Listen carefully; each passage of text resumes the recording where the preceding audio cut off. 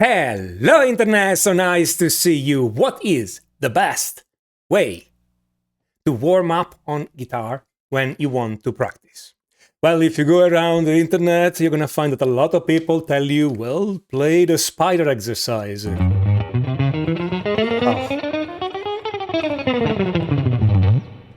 Horrible. Don't do that. The spider is the wrong thing. The spider is the wrong thing. You should do the spider only if you are planning to play some music where this, it's actually something that you would play in your music. Yeah, I know, controversial opinion. But if you think about that a moment, if you actually think what you are doing when you are warming up, if you think how to be more efficient in your guitar practice, you'll see that the spider is the exact wrong thing to do. So what is the right thing to do? Let me explain how I think. Now, my idea here is that you are busy people, right? You're busy. You don't have much time, right? You would like to use the time you have to play your guitar and to practice your guitar so that you accomplish the most, you practice the most, you accomplish the most, you get the most progress, and you have as much fun as possible. Now, if you're one of those people that think that playing the spider is fun, okay, well, fine, do that. But let's see about exactly what's happening when you warm up your hand. Let's see exactly what you're doing. I mean, why would you even warm up? I mean, you should warm up. I'm not saying no. Okay, don't go out, don't close the video now and say Tommaso says to not warm up. No, you have to warm up. But why do you have to warm up? There is a specific reason, and you can leverage that. So, let's see. When you practice guitar, you have to consider that you have two resources that you're using, which are how limber are your hands and how quick is your mind. Or in other words, the performance of your hands and the performance of your mind. Okay, what do I mean with that? Okay, well, your hands will start with a very low performance. Okay, then as they warm up, their performance increases and stay fairly stable.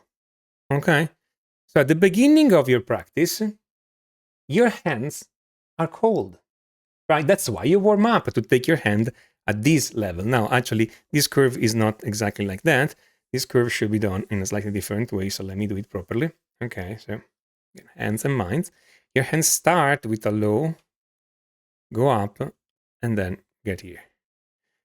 Low performance of your hands. Your mind, on the other hand, which is important because everybody seems to forget that, your mind starts with a high performance. You're fresh at the beginning, okay?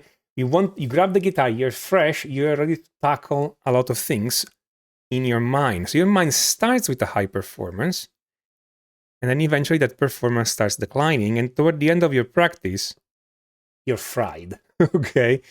So toward the end of your practice, you're fried, meaning your brain is not paying attention anymore. And that happens because when you practice, you have to pay attention to what you're doing. Okay? You're going to wonder why we're even doing all this. I mean, I'm warming up to do that. That's inevitable. Why we're even talking about all that? Well, because I can divide the practice into three phases: early practice, mid practice, and late practice. Okay? So at the beginning, right? Beginning, mid practice, and end practice. And I can start thinking, what are the best exercises here? What are the best exercises here? And what are the best exercises here? Just by looking at that, this is going to sound so obvious when I say it, but nobody does that. At the beginning, your hands are cold and your mind is really sharp. An exercise like the spider exercise, it's essentially mindless. Your brain is not doing anything. And so you are wasting all the ability of your mind right now. And your hands are not warmed up yet because you're doing this to warm up. And so you're very inefficient at doing that. Basically, you are wasting all the first third of your practice, all the time you warm up, you are wasting it by playing the spider exercise. Completely wasted. Because all this nice mind power you have here gets completely wasted because you're not using it. Okay? Now, let's leave this aside for a moment. What would a normal person, what YouTube tells you to practice and tells you to, how YouTube tells you to structure your practice? I mean, if you go around and look at lots of videos, they tell you, do something technical at the beginning, do whatever you want in the mid, at the end, practice a song or improvise. But look again at this graph. It should be the exact opposite. At the beginning, so let me tell you the story of the perfect practice here, okay? The story of the perfect practice is this. At the beginning, your hands are cold. They cannot move fast, but your mind is fresh. So the beginning is the best moment to play all those things that require you to do some mental activity like learning, okay? But don't require your hand to move fast.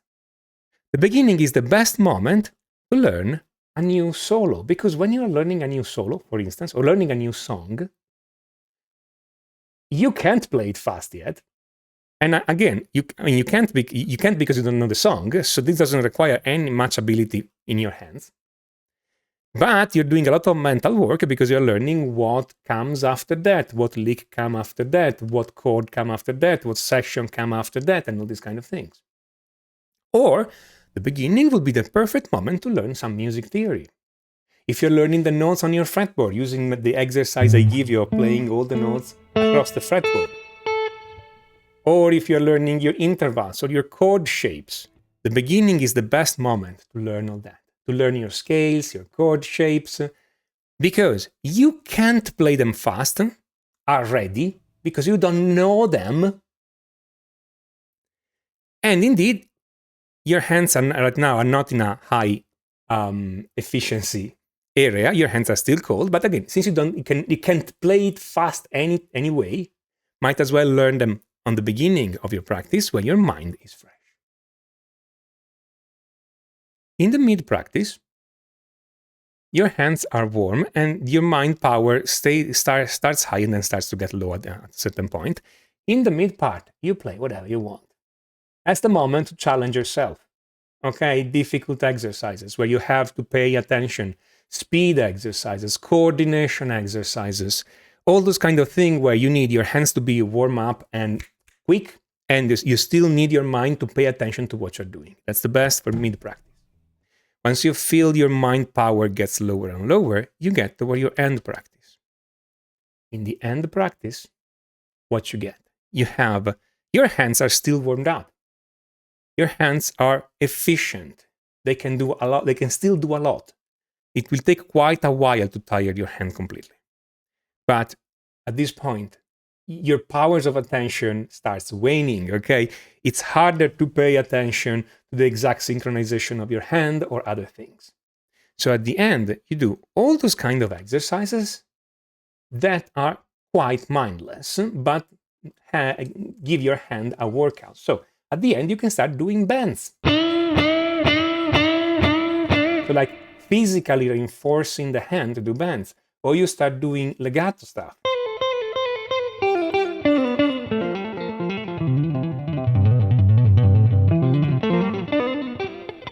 Of course, I should warm up before doing that because this should be the end practice. Okay? At the end, you can run your arpeggios or run your scales. Again, if you know them already. So at the end, you run all the stuff that you already know how to play, but that require more physical endurance or more physical speed or more... you're just reinforcing your hand at the end, okay? So everything that you know, at the end you show off, essentially, okay, if you want. So you push the envelope in speed or other things, but again, all stuff you know already, okay? This is not the right moment to learn a new song because your powers of attention, your mental powers are quite low right now. You see, that's exactly the opposite of what most people do. Exactly the opposite. Most people start with technical stuff at the beginning, something in the center, and songs and improvisations at the end. And I'm telling you, songs and improvisation and theory at the beginning, okay, of course, you're not going to improvise great because your hands are not super warmed up, but that's okay. There are exercises for improvisation that don't require any technique or very little speed. So, but thinking stuff, so learning new things or theory at the beginning, while your hands warm up doing those things, technically challenging stuff in the mid, practice, stuff that it's hard on your hand but not on your brain at the end, like legato, bends, endurance, okay, all these kind of things, routines, essentially, which most people do at the beginning. If you follow these, what's going to happen? Why would you even do all that? Because if you follow the natural curve of your hands and mind or brain, okay, you get more stuff done because you can learn more theory here than you can learn here. And then you can do more legato and bends and endurance here than you can do here. So for the same amount of practice, for the same time, and for the same effort, you'd get more stuff done because you're following the natural curve of ability of your hands and brain. Or in other words, I'm not saying it's a factor of 2, but it is probably a factor of 2. Okay, you can probably get twice more done in a practice session if you follow this schedule, if you do those things in this order. And if you don't believe me, try. Take a week, or better, a month, in which you practice every day, and you run your guitar practice following this blueprint. Theory at the beginning, or learning new things, challenging stuff that require attention of your brain and dexterity of hand in the mid-practice, and endurance stuff or routine stuff at the end of your practice. Try that. And tell me at the end of the month if you haven't improved more than usual. You will. You would have. Just try. Okay?